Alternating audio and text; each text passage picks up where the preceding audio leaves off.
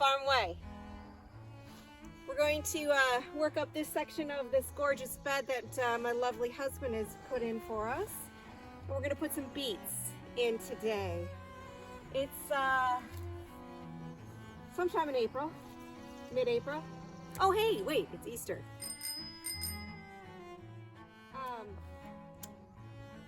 Perfect day to plant our beets because beets are so good for you and they're delicious. And if you cook them the way that we do, you're going to think they taste like sweet corn. And I'm not kidding you. You slice them up nice and thin. You put them in a nice cast iron or a pan that you can saute in with some coconut oil. You let that cook on, about 7 minutes on each side. A little sea salt on there. Your children will even eat it. And even Tex gobbles up the beets. Right, honey?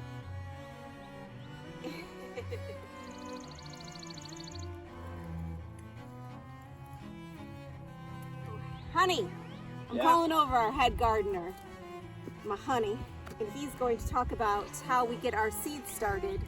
All right. So what we like to do is we get them planted in one of these planters here in the greenhouse for a little bit, and Tex and I planted them a couple weeks ago, and we put about 3 or 4 seeds in each of these little compartments, and then we just pull the plugs out and plant them, and then 3 or 4 beets grow together and you can pull them out and they're ready to go. Now I give them to my assistant gardener to put in the dirt. And that is me. You're our assistant. Good luck. Thank you. You're welcome. So then we're just going to go ahead and plant these, but look what I found. I love it. We always find signs of love all over the sanctuary. Can you get that? Isn't that beautiful? The walnut heart.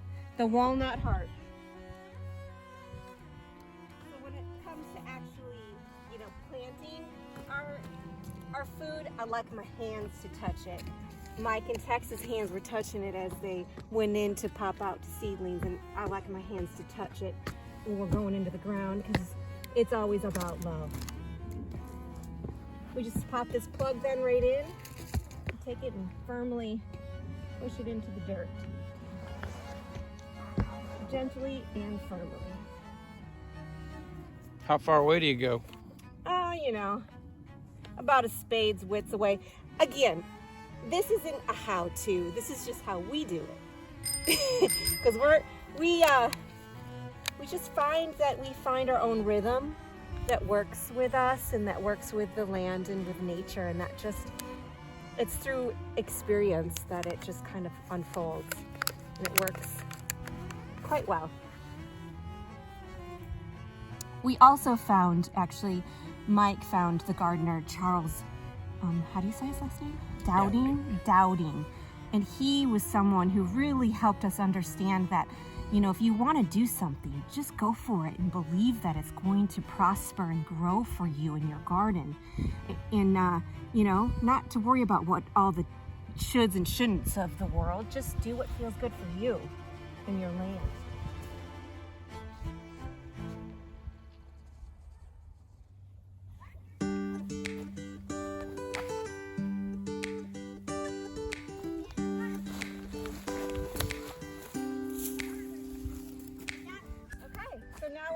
Here in our lovely, what we call the hoop house, which will eventually have the fabric over top of it.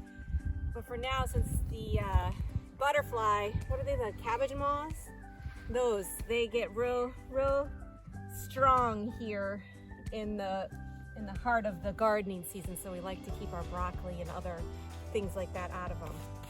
So I'm gonna go ahead and get these on in.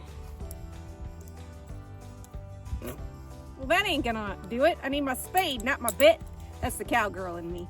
Hold up, give me 1 second. Now I'm the gardener.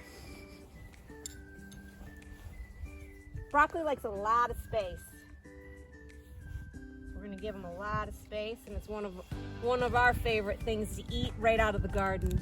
This was probably when Texie was a baby. Where is Texie? He's supposed to be videoing, but Daddy's doing it for him right now. Playing with his dog.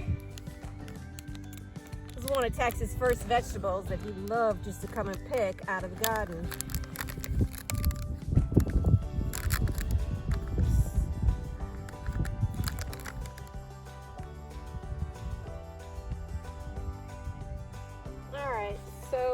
give them a good couple feet of space because they get real big. And the best thing about broccoli is once you harvest that head, it shoots out sprouts for several weeks afterwards. And those little sprouts are the yummy, tender ones that we like to come in and just pick and munch on while we're gardening.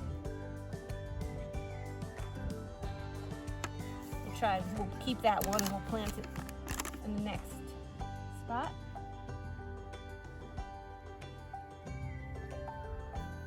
And of course, after we get them planted in, we like to water them in. Nice little bit of water all around them. Water straight out of the pond. And we pack them down nice and good too, nice and firm. And a nice little bowl around them is not bad because that helps collect a little rainwater when it comes. So here we have our spinach bed. We've put them all in and watered them, and now we're just giving them some extra loving. It's what we like to do with the plants because, you know, everything is energy, everything is alive, has life force in it. So we instill our love because it's going to be going into our bodies. We love them in our smoothies, and we love them in our salads that we eat every day, literally. Salads, smoothies, greens, vegetables, fruits, every single day. What'd you say, Tex? I don't like them. You don't? What's your favorite thing? Chocolate. We need to grow chocolate. We'll plant chocolate in the next bed. Yep. Thanks for hanging out at the farm way.